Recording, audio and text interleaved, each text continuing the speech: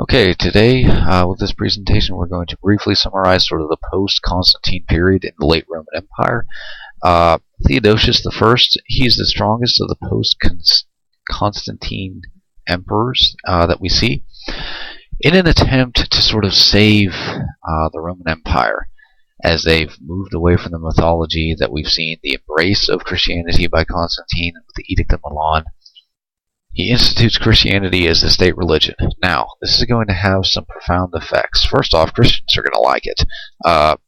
They've been sort of moving in this direction since Constantine's era, after the Great Persecution by Diocletian.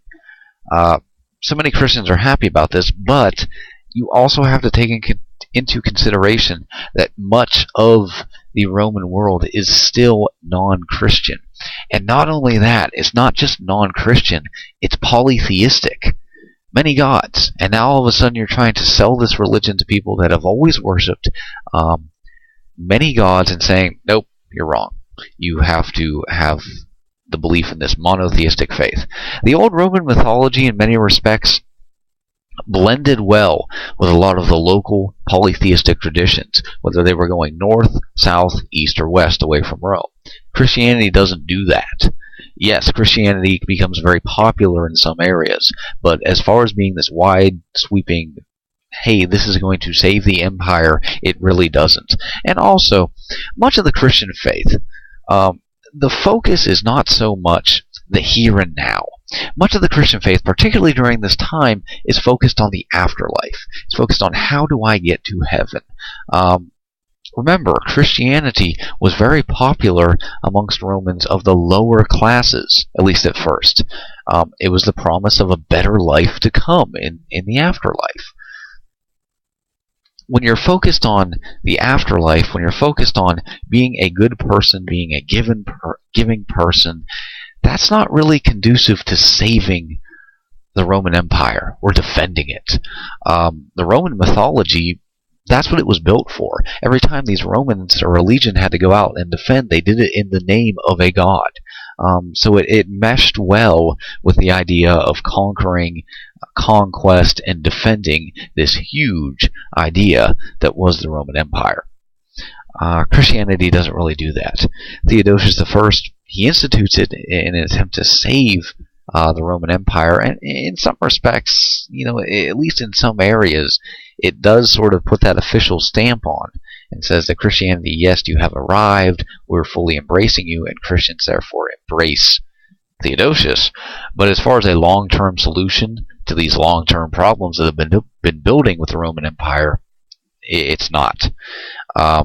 There really is nothing at this point that can save the Roman Empire. We talk so much about the fall of the Roman Empire. Maybe a better word to describe the fall of the Roman Empire is a decline of the Roman Empire, because that's really what's happening over a long span of generations, hundreds of years. We're seeing a decline of the Western Roman Empire. We are seeing upheaval in the provinces. We're starting to see in the east, in the north, in the northeast, in Europe, Huns, a semi-nomadic tribe from Asia, led by most notably Attila the Hun, start to invade some of the Roman provinces. And what we're going to see is they're going to push Germanic tribes like the Goths into the Roman provinces. Oftentimes, Germanic tribes will actually start to join Roman legions in their efforts to fight the Huns. And then ultimately, a lot of times these Germanic tribes turn right back around and start fighting the Romans. We do see a revolt in Thessalonica. 7,000 end up being killed. It's the first confrontation between the church and the state.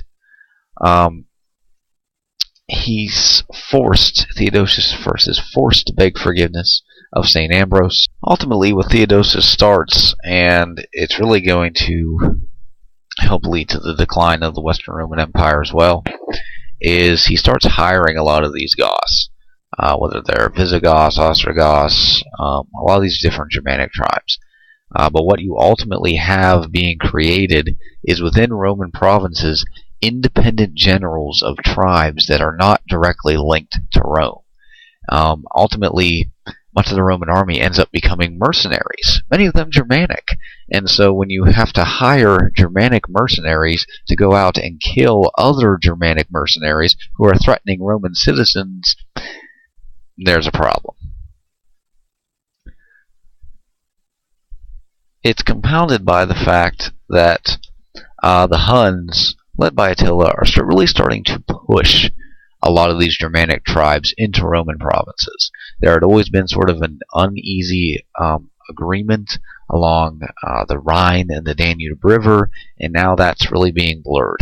And once the Germanic tribes are there, they really don't want to leave. They say, hey, you got some good stuff over here, we want to stay. But like we've seen even before, during the reign of Caesar Augustus, many of these Germanic tribes aren't interested in becoming Romanized. They're more interested in having what Rome has, but still keeping that identity of themselves. Okay?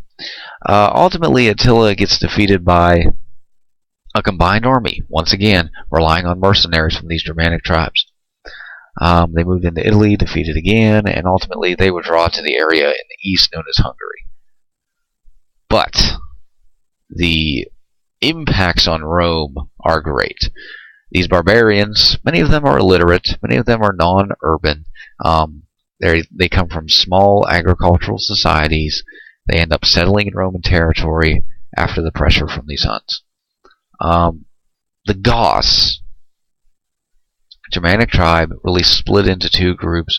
You have Ostrogoths in Eastern Europe, and you have Visigoths who move into what is now present-day Romania.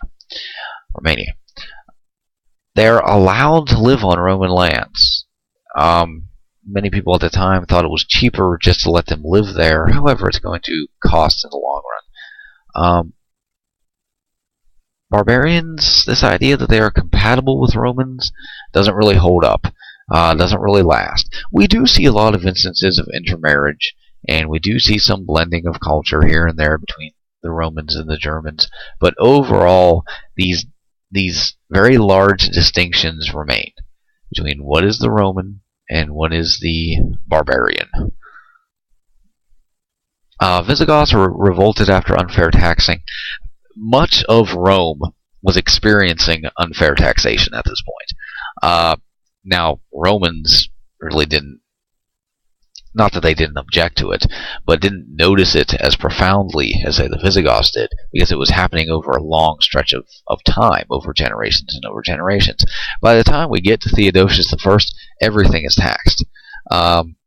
You can get taxed for giving a gift of land to somebody else when you die. I mean, it's just ridiculous, the tax code that develops. Rome's broke. It's trying to manage this empire that is too big, that it cannot handle. It's got to pay for mercenaries now to defend its borders. It's broke.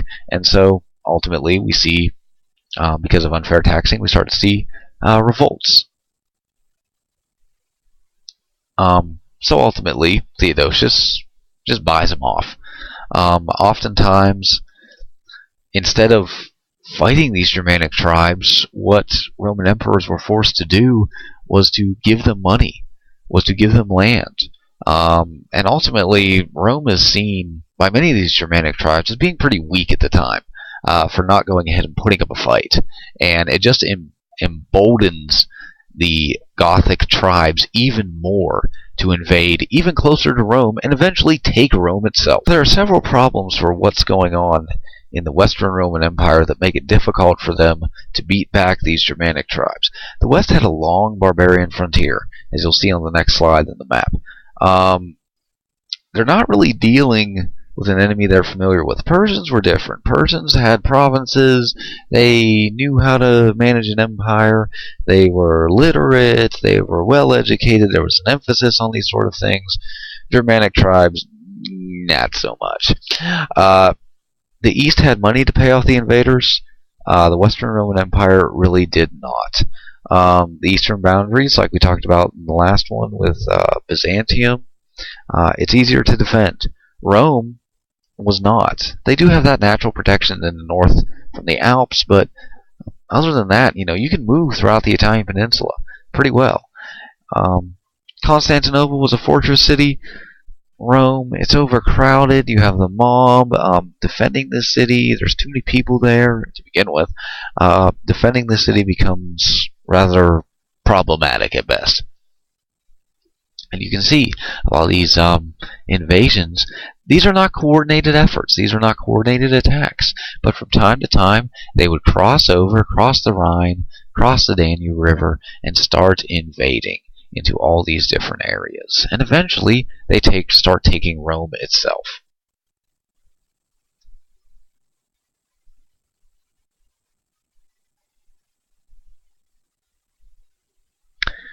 So, to sum up here, this post-Constantine period,